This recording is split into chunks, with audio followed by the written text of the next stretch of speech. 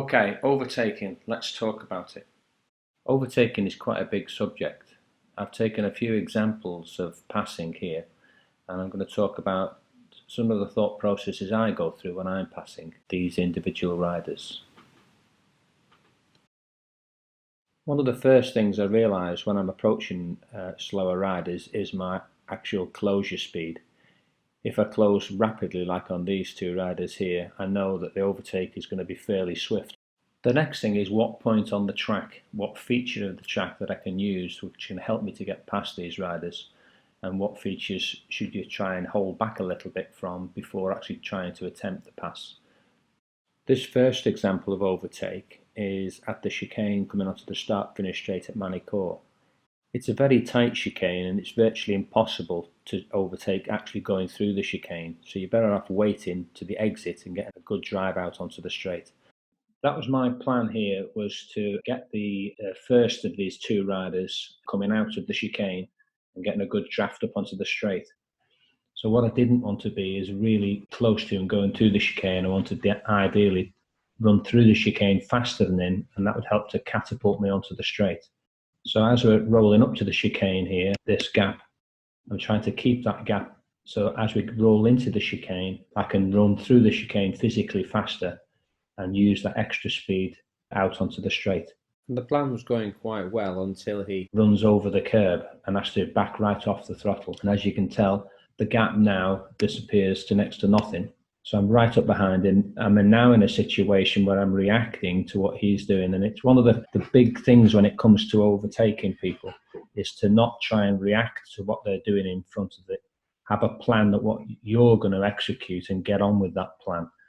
Because I've lost that advantage now, as we sort of appear onto the straight, it's basically a drag race, and who's got the fastest bike wins. And as we come out of the straight, there's virtually nothing in it because the bikes are more or less the same at that point. Quite why the first guy stayed in this point, he's zero chance of overtaking the guy in front of him. So my plan here is to just get alongside him. What my worry or concern at this point in time is this chap coming in front of me as we roll up in towards the corner. I'm quite used to at this point in the track, if necessary, actually running on the red and white curb. Not perfect, but that's like a plan B, is if this guy I'm trying to overtake, if he did cut in front of me, I've always got the curb I could potentially run onto should I need to. But the main thing is get alongside him on the brakes. And because I closed up to him into the chicane so quickly, I realised that he probably was going to brake a little bit early. So it's definitely a case of commit and get past the guys as quickly as possible. Now, I end up running into this corner fairly quickly, and I was hoping that this second guy in front of us was going to keep his momentum up. And unfortunately, he didn't. He backed right off the throttle where I expected to pick the throttle up. And as a consequence, my closure rate became far too quick. So I had to stay off the throttle and run right to the edge of the track where there's plenty of space to be had and effectively recover. We then start to run down to another higher speed chicane. And if I was particularly aggressive at this point, and certainly if I was in a racing scenario, I would just go for this gap here and just get alongside him. However, it is a track day and you have to sort of realise that everybody has to go to work on Monday morning. So the idea here is just to sort of play it safe, let him fall in front of me and then run round the outside. And that was the plan, except the plan went slightly askew because on the outside of the track here, there's quite a lot of rolled rubber. The line is a little bit further over to the right here. So at this point in the track, I couldn't actually maintain high enough speed that I wanted to. And as you can see, the overtaking chap here runs out towards us. There's no point in leaning on him. Again, if it was in a race, you just kind of lean on the guy and open the throttle and just go for the gap again. Track day, it's not about that. It's about staying safe. And even though I'm very close to the guy, he's sort of aware that I'm there at this point. I'm quite comfortable being this close to the guy. Just use the track. And again, as you can see, I've run out onto the curb here. I knew he wasn't going to go out that far. So it's all about just maximising the track at this point. I'm on the throttle and maintaining pace with him now, and we're up onto the straight, get a little bit of a slipstream, and we're coming to a really fast kink on the straight. And a lot of people tend to ease back as we run through this fast kink. But again, I knew I could run through the corner without shutting off. He backs off enough for me to actually get past and then run down towards the Adelaide hairpin. Now, the next group of riders thought that's going to be a little bit more of a tricky approach. Plus, there's 3 of them. Now, whenever you're approaching a group, what you have to worry about there is catching the tail of the dog, is what I call it. One of the biggest things you have to remember is this rider here is reacting on what this rider in front of him is doing, who is also reacting on what the rider in front of him is doing. So rider 1 makes a move, rider 2 tries to react, rider 3 reacts even more violently. So if you look at and react on the 3rd rider, effectively, you'll be swinging around all over the place. So what I tend to do is I almost stop looking at what the tail rider is doing and picture what the front rider is doing, because that's where ultimately I need to get to. So I don't react too much. I'm aware of what this rider at the back's doing, but I'm focusing a little bit more on what rider 1 is up to.